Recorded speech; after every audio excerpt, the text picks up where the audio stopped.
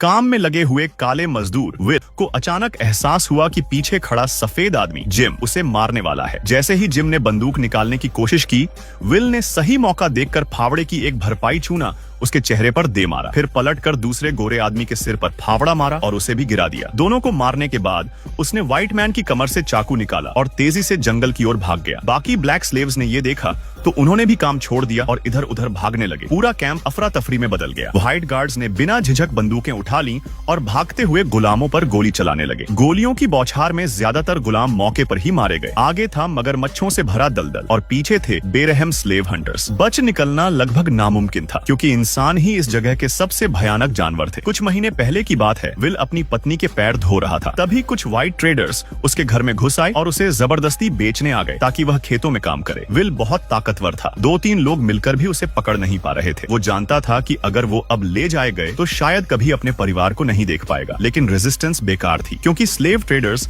उसके परिवार की जान से धमकी देते थे। मजबूर होकर विल को मानना पड़ा। उसे लोहे के पिंजरे में डाल दिया गया और पता नहीं कहां ले जाया गया। रास्ते में उसने देखा हर जगह भागने वालों की लाशें, लकड़ी की खूंटियों पर टंगे कटे हुए सिर। ये गुलामों के लिए चेतावनी थी। पहले ही दिन विल ने उस जगह की क्रूरता देख ली। अगर कोई आदेश नहीं मानता तो वहीं गोली मार दी जाती। थोड़ी सी गलती पर भी ओवरसियर्स बेरहमी से कोड़े बरसाते। दिन रात काम, ना आराम, ना आजादी, बस मौत या थकावट ही अंत थी। विल भागना चाहता था पर उसने चुप्पी साध ली। इंतजार करने लगा सही मौके का। लेकिन हेड स्लेवर जिम ने उसकी नीयत भांप ली। उसने कहा, "You walk the earth because I let you. You're my dog now." फिर उसने विल को जंजीर से बांध दिया और उसे शिकारियों के कुत्तों से सूंघवाया ताकि वे उसकी गंध पहचान ले। एक दिन विल ने 2 ऑफिसर्स को बात करते सुना। लिंकन ने स्लेवरी अबॉलिश कर दी है और यूनियन आर्मी अब बैटन रूज की तरफ बढ़ रही है। ये सुनकर विल की आंखों में उम्मीद की किरण जगी। बस दलदल पार करके 2-3 दिन चलना था और वो आजाद जमीन तक पहुंच सकता था। खाने के वक्त उसने ये बात कुछ और गुलामों को बताई और भागने की योजना बनाई, लेकिन शायद किसी को भनक लग गई। शाम को काम के दौरान उसे बैरियल पिट में काम करने भेजा गया। वहीं जिम ने पीछे से बंदूक निकालने की कोशिश की, पर जैसे ही उसने ऐसा किया, विल ने फिर से लाइम पाउडर उसके चेहरे पर फेंका। दूसरे गार्ड को फावड़े से मारा, दोनों को खत्म किया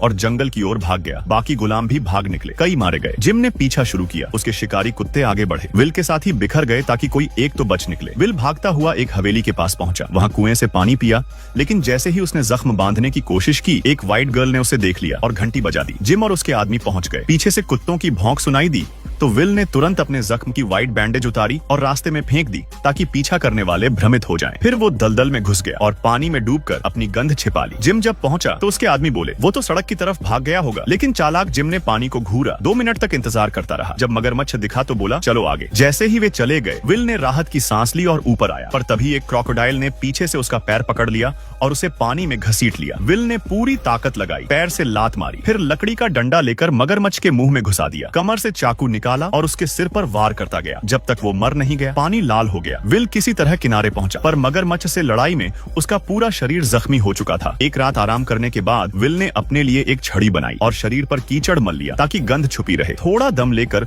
वो फिर से भागने के रास्ते पर निकल पड़ा। उधर जिम को जब सड़क पर विल का कोई निशान नहीं मिला तो वो वापस दलदल की ओर चला गया। जिम की नजर पानी में पड़े मगरमच्छ के शव पर पड़ी। उसके आदमियों ने तुरंत उसे बाहर निकाला। उन्हें लगा कि विल को मगरमच्छ ने खा लिया है, पर जब मगरमच्छ का पेट फाड़ा गया तो अंदर विल की लाश नहीं थी। जिम हैरान रह गया। उसने इतना चालाक भागने वाला कभी नहीं देखा था जो एक छोटे से चाकू से बड़े मगरमच्छ को मार दे और शिकारी कुत्तों और सिपाहियों से बच भी जाए। इस बीच विल को भागते हुए एक झोपड़ी और बोतल मिली। मालिक के न होने पर उसने चाकू को आग में गर्म कर उसे कीटाणु रहित किया और खुद के जख्मों पर पट्टी बांधी। फिर उसने धुआं करके पेड़ों से मधुमक्खियों को भगाया। काफी सारा शहद निकाला ताकि अपनी ताकत वापस पा सके। लेकिन उसी धुएं की वजह से जिम को विल की लोकेशन का पता चल गया। वो फौरन अपने कुत्तों और सिपाहियों के साथ वहां पहुंच गया। विल ने जैसे ही कुत्तों के भौंकने की आवाज सुनी, वो छड़ी के सहारे भागने लगा और रास्ते से कुछ जंगली प्याज तोड़ने लगा। अचानक उसकी नजर एक आदमी पर पड़ी। वो था उसका साथी ब्लैक, जो पहले उसके साथ भागा था। लेकिन ब्लैक ने गुस्से में विल पर चिल्लाया कि वो कुत्तों को उसकी तरफ क्यों ले आया। विल ने जल्दी से प्याज निकाली और कहा, "अगर हम शरीर पर प्याज रगड़ लें और थोड़ा खा लें तो कुत्ते हमारी गंध नहीं पकड़ पाएंगे।" पर ब्लैक उस वक्त बहुत गुस्से में था। उसने विल की बात नहीं मानी और अलग छिप गया। थोड़ी देर में कुत्ते एक पेड़ के के नीचे भौंकने लगे। सिपाहियों ने ऊपर देखा तो ब्लैक वहीं पेड़ पर बैठा था। जिम ने तुरंत गोली चला दी। ब्लैक नीचे गिर पड़ा। ब्लैक ने जमीन पर पड़े पड़े विल को देखा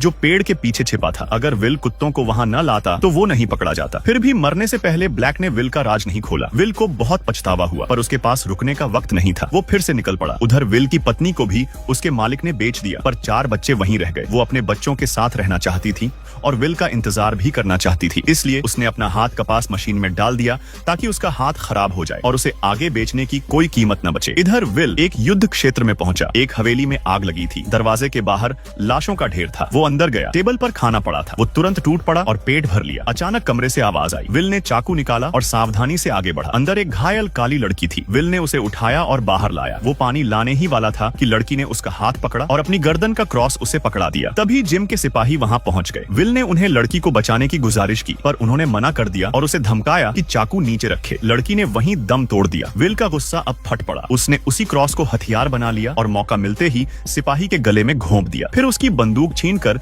दूसरे सिपाही को भी मार गिराया। इसके बाद वो झाड़ियों में भाग गया। कुत्ते फिर उसकी गंध पकड़कर पीछे आए लेकिन विल ने गोली मारकर उन्हें भी खत्म कर दिया। कई घंटे भागने के बाद विल को दूर लिंकन की सेना दिखाई दी। वो उनकी ओर भागा लेकिन तभी जिम घोड़े पर सवार होकर आ गया। उसने कोड़ा मारकर विल को जमीन पर गिरा दिया। इतने दिनों की पीछा करने के बाद जिम अब उसे मारना नहीं चाहता था। वो पहले उसे नीचा दिखाना चाहता था। उसने विल से कहा, कुत्ते की तरह भौंक तो मांस का टुकड़ा मिलेगा। अगर अच्छा किया तो जान बख्श दूंगा। विल ने इनकार कर दिया। मर जाऊंगा पर झुकूंगा नहीं। जिम गुस्से से बंदूक निकालने ही वाला था कि तभी गोली चली। जिम जमीन पर गिर गया। वो गोली लिंकन की सेना ने चलाई थी जो अभी अभी वहां पहुंची थी। सेना में ज्यादातर वही लोग थे जो हाल ही में गुलामी से आजाद हुए थे। उन्होंने विल को अपने कैंप में ले लिया। विल को लगा कि अब वो आजाद है लेकिन जब उसने अफसर से अपनी बीवी बच्चों को खोजने की इजाजत मांगी तो अफसर ने कहा, अभी तुम पूरी तरह आजाद नहीं हुए हो। अब उसके सामने 2 ही रास्ते थे, या तो फिर से खेतों में काम करो या सेना में शामिल होकर आजादी की लड़ाई में हिस्सा लो। विल ने कुछ सोचकर सेना में शामिल होना चुना। थोड़ी देर बाद 2 गोरे पत्रकार आए। उन्होंने विल की इजाजत लेकर